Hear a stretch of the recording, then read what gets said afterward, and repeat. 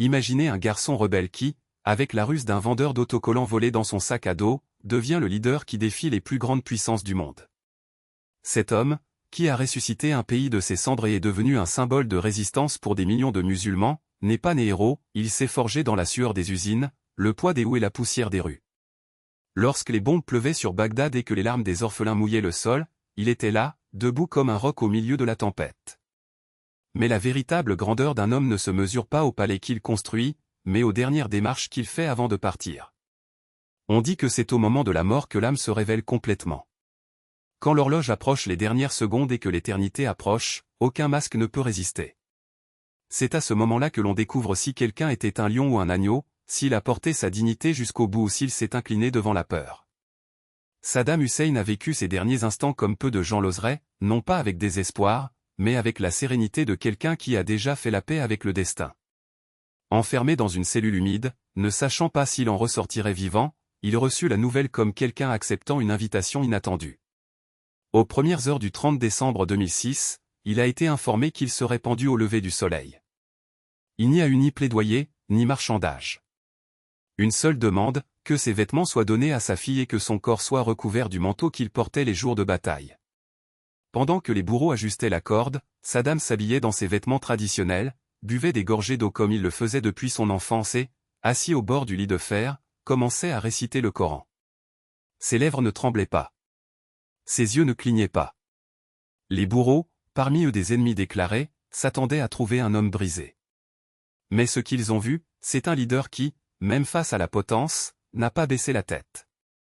Un officier américain présent lors de l'exécution a admis plus tard qu'il n'oublierait jamais le sourire de Saddam alors qu'il prononçait les derniers mots de la foi musulmane.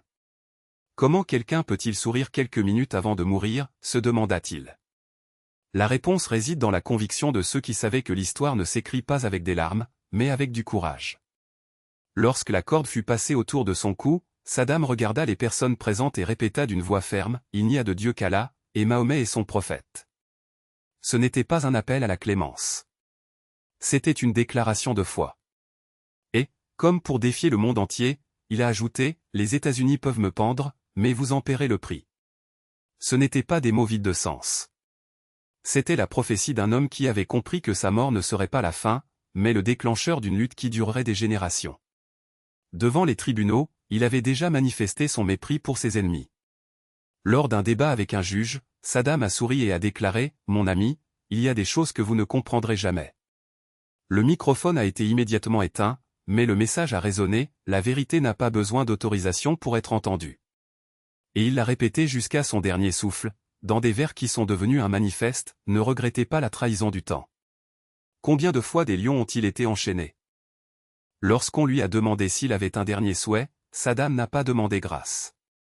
Il a seulement demandé que son corps soit enveloppé dans le même uniforme qu'il portait dans les tranchées, afin que son peuple sache que son chef n'avait pas craint la mort. Et c'était ainsi. Ce jour-là, le monde n'a pas assisté à la fin d'un dictateur, mais à la naissance d'un martyr. La corde qu'il a pendue n'a pas fait taire sa voix, elle l'a simplement transformée en un cri qui résonne encore dans le cœur de ceux qui croient en la justice. Si vous avez vu les images de ce moment, vous savez qu'il ne s'agissait pas d'une exécution ordinaire. C'était le spectacle de la résistance. Et si vous ne connaissez pas déjà cette histoire, il est temps de découvrir pourquoi des millions de personnes s'inclinent encore devant la mémoire de cet homme. Que la paix soit avec le prophète et avec tous ceux qui luttent pour un monde plus juste. Et que la vérité, même étouffée, ne soit jamais oubliée.